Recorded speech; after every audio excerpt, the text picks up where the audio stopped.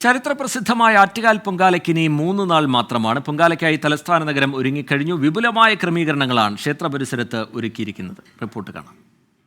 ഏഷ്യയിലെ തന്നെ ഏറ്റവും വലിയ വനിതാ സംഗമമായ ആറ്റുകാൽ പൊങ്കാലയ്ക്ക് തലസ്ഥാന നഗരം ഒരുങ്ങിക്കഴിഞ്ഞു. ഞായറാഴ്ചയാണ് ആറ്റുകാൽ പൊങ്കാല. വിപുലമായ ക്രമീകരണങ്ങളാണ് ക്ഷേത്ര പരിസരത്ത് ഒരുക്കിയിരിക്കുന്നത്. സുരക്ഷാ ചുമതലയ്ക്കായി 2 ബാച്ചുകളിലായി 1000-ലധികം പോലീസുകാരെ നിയോഗിച്ചു. ആറ്റുകാൽ ക്ഷേത്രത്തിന് സമീപം പോലീസ് പ്രത്യേക കൺട്രോൾ റൂം ആരംഭിച്ചു. ക്ഷേത്ര പരിസരത്ത് ഡ്രോൺ ഉൾപ്പെടെ ഉപയോഗിച്ച് പോലീസ് പരിശോധന നടത്തും. സംസ്ഥാനത്തിന്റെ വിവിധ ഭാഗത്തു നിന്നെത്തുന്ന ഭക്തർക്കായി റെയിൽവേയും KSRTCയും പ്രത്യേക സർവീസുകൾ നടത്തും. പൊങ്കാല ദിനമായ ഞായറാഴ്ച രാവിലെ പാളയം പള്ളിയിലെ ആരാധനകൾ ഒഴിവാക്കി.